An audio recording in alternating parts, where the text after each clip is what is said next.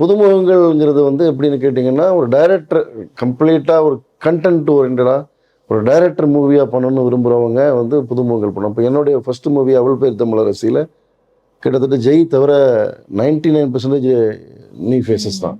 But விழித்திரல் அப்படி கிடையாது. 99% வந்து எக்ஸ்டாப்ளிஷ்டு ஆக்டர்ஸ். கழுகு கிருஷ்ணா, விதார்த்து, வெங்கட் பிரபு, பேபி சாரா, தன்ஷிகா, எஸ்பிபி சரண், சிரஞ்சீவியோட பிரதர் நாகபாபு, அப்புறமா வந்து டி ராஜேந்தர், தம்பி ராமையா, சுதாச்சந்திரன் அப்படின்னு ஒரு பெரிய ஸ்டார் காஸ்டே இருந்தது வந்து. பட் இந்த படம் வந்து கஸ்தூரி ராஜா ஒரு டைரக்டர் அவ்வளோதான். பட் ஆக்டரா அவர் வந்து ஒன்றும் பெரிய எக்ஸ்டாப்ளிஷ்டு இமேஜ் கிடையாது. இந்த படம் எல்லாமே நியூ ஃபேஸஸ். மாளவிகா மனோஜ் வந்து ஃபர்ஸ்ட் கமிட் பண்ண படம் ஹபிபி தான் வந்து. ஸோ அவங்க வந்து தமிழில் பண்ண ஃபர்ஸ்ட் படம். அப்புறம் தான் ஆண்பாவம் பொல்லாதது ஜோலாம் பண்ணாங்க. ஸோ அப்போ அப்படி பார்த்தோம்னா அதில் நடித்த எல்லாருமே செகண்ட் ஹீரோயின் அந்த சாச்சி கேரக்டர் அப்படின்னு அந்த படத்தில் கிட்டத்தட்ட மோர் தென் வந்து ஒரு 120 பேர் நியூ ஃபேஸஸ் பண்ணியிருக்காங்க.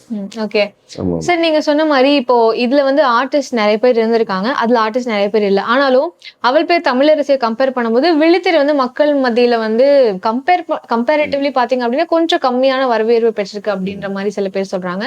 ஸோ அது ஏன் அப்படின்னு நினைக்கிறீங்க? ஏன்னா எந்த அளவுக்கு இருக்கும், நம்ம சமைக்கிறப்போ 3 வேளையும் ஒரே மாதிரி சுவையா சமைக்க முடியாதுல்ல.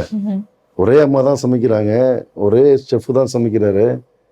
அது வந்து கம்ப்ளீட்லி டிபெண்ட்ஸ் ஆன் என்ன சொல்கிறது வந்து சோ மெனி ஃபேக்டர்ஸ். வந்து நீங்கள் வந்து 3ஆம் முறை மாதிரியே பாலுமேந்திரா ஏன் எல்லாம் 3ஆம் முறை பண்ணலாம் சொல்ல முடியாது. 16வது நிலை மாதிரியே பாரதி ராஜா பண்ணலாம் சொல்ல முடியாது. ஏன் வந்து மகேந்திரன் உதிரிப்புகள் பாலா சேது மாதிரியே சொல்ல முடியாது. அது அது அது எல்லாம் சேர்ந்து நடக்கிற ஒரு மேஜிக் வந்து. இப்போ உதாரணத்துக்கு வந்து இப்போ நான் ஒரு ஒரு ஒரு சீனை எடுக்கிறேன்னா எனக்கு வரக்கூடிய கேமராமேனை பொறுத்து அந்த சீனு வந்து மேக்கிங்காக வேற ஒன்றா இருக்கும். வந்து இப்போ எனக்கு கிடைக்கிற மியூசிக் டைரக்டரை பொறுத்து அதோட சோல் வேற ஒன்றா வெளிப்படும். இப்போ ஒரு புது மியூசிக் டைரக்டரோ இல்லைன்னா வந்து ஒரு சாதாரண ஒரு அப்கமிங் மியூசிக் டைரக்டர் வாசிக்கிறதுக்கும் அந்த இடத்துல ராஜா வந்து ஒரு ரீ ரெக்கார்டிங் வாசிக்கிறதுக்கும் அந்த சீனே மாறிடும். இப்போ எடுத்துக்கிறது நான் தான் நட்டு வரேன், அது எந்த இடத்துல மாறுது. ஸோ அதனால் சினிமாவை பொறுத்த வரைக்கும் வந்து அது வந்து ஒரு மேஜிக் தான். அது இட் ஹேப்பன்ஸ். அது நம்ம வந்து எல்லாருமே ஒரே மாதிரி எடுக்கிறதா இருந்தால் இன்றைக்கி எல்லா டைரக்டரும் எல்லா காலகட்டத்திலையும் ஹிட் மட்டும் தானே கொடுத்துட்டே இருப்பாங்க. ஆமாம், அது கரெக்ட் தான். இல்லை, அது நடிகர்களும் அப்படி தான், டெக்னீஷியன்ஸ் அப்படி தான். இப்போ நீங்கள் சூப்பர் ஆகச்சிறந்த நடிகர்னு சொல்லக்கூடிய எல்லா படமும் ஆகச்சிறந்த நடிப்பாக இருக்காதுல்ல. அதுக்கு ஒரு நல்ல கேரக்டர் அவருக்கு கேரி பண்ணணும். ஸோ ஒரு நல்ல கேரக்டரை எழுதப்பட்ட நல்ல கேரக்டரை ஒரு ஆர்க்கில் ஒரு கேரக்டரை ஒரு நல்ல நடிகர் வந்து ரெண்டும் ஒன்று சேரும்போது தான் அது எக்ஸ்ட்ரானரி பர்ஃபார்மன்ஸுக்கு வரும். ரொம்ப முக்கியமான ஒரு கேரக்டர் எழுதப்பட்ட ஒரு கேரக்டரை என்ன தான் ஒரு சூப்பர் ஆக்டர் இருந்தாலும் அது எங்கேயோ ஒரு ஃபுல்ஃபில் ஆகாமல் இருக்கும். அது சினிமாவில் சில நேரங்கள் இருக்குது. அப்புறம் விழித்திரை பொறுத்த வரைக்கும் அது வந்து நான் அடிக்கடி சொல்கிறது என்னென்னா ஒரு படத்துடைய கமர்ஷியல் சக்ஸஸ்ங்கிறது அந்த கண்டென்ட்ல இல்லை. இப்போ நீங்கள் வந்து படம் பார்த்துட்டு வர போல ஃபேமிலி படம் பார்த்துட்டு வரும்போது ஏன் இந்த படம் ஓடிச்சுன்னு நம்ம நிறைய படத்தை கேட்குறோம். ஏன் ஓடிச்சு? நமக்கு பிடிக்கல, நிறைய பேருக்கு பிடிக்கல, அப்புறம் ஏன் ஓடிச்சு? ஓடிடியில் பார்க்குற சில படங்கள் ஏன் இந்த படம் தேட்டரில் ஓடலைங்கிறோம், ஏன் ஓடலை? நமக்கு பிடிச்சிருக்கு தானே, எல்லாருக்கும் பிடிச்சது, ஏன் ஓடலை? அப்போ ஒரு படத்தோடைய கமர்ஷியல் சக்ஸஸ்ங்கிறது அது வந்து ஒரு டைரக்டரோட கையிலே கிடையாது. அது கூட வர்ற படம் இருக்குது, ஆர்டிஸ்ட்டுங்க அந்த முன்னாடி ப்ரீவியஸ். இப்போ நீங்கள் சூப்பராக நீங்கள் கமிட் பண்ணும்போது ஒரு ஆர்டிஸ்ட் நல்ல இமேஜில் இருந்துருப்பார். உங்கள் படம் வர்றதுக்கு முன்னாடி ஒரு 3 படம் மொக்க படம் கொடுத்து அவர் வந்து ஒன்றும் இல்லாமல் போயிருப்பார் வந்து. ஸோ அந்த ஆர்டிஸ்ட்டுக்காகவே அந்த படத்தை ரிஜெக்ட் பண்ணக்கூடிய ஆடியன்ஸ் இருப்பாங்க. புரிஞ்சுங்களா? வந்து அப்போ நீங்கள் படத்தை பொறுத்த வரைக்கும் வந்து என்னென்னு கேட்டிங்கன்னா வந்து அது நம்ம கையிலே கிடையாது. அது 100 காரணங்கள் சார்ந்து தான் ஒரு படம் ஹிட் ஆகும். அதனால வந்து அது நம்ம விழித்திரை பொறுத்த வரைக்கும் இன்றைக்கும் வந்து அவள் பேர் தமிழரசி உங்களுக்கு நல்லா இருக்குது, வெல் ரிசப்ஷனான படம், நான் பிடிச்சிருக்க படம்னு சொல்கிறீங்க. அவள் பேர் தமிழரசி பிடிக்காத பல பேருக்கு விழித்திரை பிடிச்சிருக்கு. விழித்திரை அவள் பேர் தமிழரசி பிடிச்சவங்களுக்கு விழித்திரை பிடிக்காத படமும் இருக்குது. இப்படின்னு ரெண்டுமே இருக்குது. ஸோ அதனால் வந்து ஒவ்வொருத்தவங்களுடைய தனிப்பட்ட மனநிலையை பொறுத்தா வந்து ரிசப்ஷன் ஆகாததுக்கு காரணம் என்னென்னா அது வந்து நாங்கள் அந்த படம் வந்து 2012 ஸ்டார்ட் ஆன படம். 2000 வந்து 16 வந்து October 2 நாங்கள் அனௌன்ஸ் பண்ணும்போது ப்ரொடியூசர் கவுன்சிலும் இங்கே இருக்கக்கூடிய டிஸ்ட்ரிபியூஷனும் அசோசியேஷனும் வந்து நாங்கள் ஸ்ட்ரைக் அனௌன்ஸ் பண்ணுறோம், இந்த மாதிரி கவர்மெண்ட்கிட்ட இருந்து டேக்ஸ் வந்து இது பண்ணி, அதனால் உங்கள் படத்தை வந்து இப்போ ரிலீஸ் பண்ண வேண்டாம் என்கிட்ட ரெக்வஸ்ட் பண்ணாங்க. இப்போ அடுத்த டேட்டு நீங்கள் சோலோவாக ரிலீஸ் பண்ணுறதுக்கு நாங்கள் அலோவ் பண்ணுறோன்னு சொன்னாங்க. விஷால் தலைமையில் வந்து விஷால் தான் என்னை கூப்பிட்டு பேசினார். பட் நான் அடுத்து எனக்கு நவம்பர் 3 வரும்போது சைக்ளோன் கிரியேட் ஆகி பெரிய மழை ஆயிடுச்சு. கண்டினியூ 1 வீக் மழை வந்து.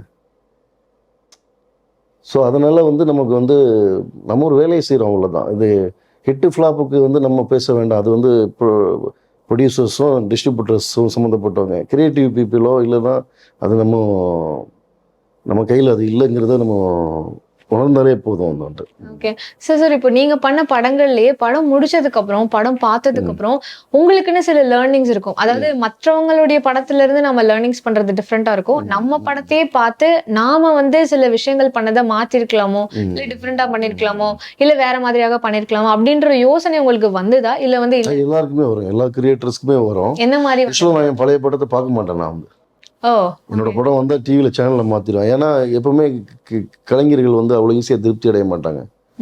இப்போ பாரதிராஜா சார்கிட்ட போய் 16வது நிலையை கேட்டிங்கனாவோ, இல்லை இங்கே இருக்கக்கூடிய முருகதாஸ் சார்கிட்ட போய் நீங்கள் வந்து அவருடைய துப்பாக்கியை கேட்டிங்கனாவோ, இந்த ஷார்ட்டை இன்னும் கொஞ்சம் இப்படி எடுத்துருந்துருக்கலாம், இதை இப்படி பண்ணியிருக்கலாம் தான் தோணும். அவ்வளோ ஈஸியாக வந்து கிரியேட்டருடைய மைண்டு வந்து சாட்டிஸ்ஃபைட் ஆகாது.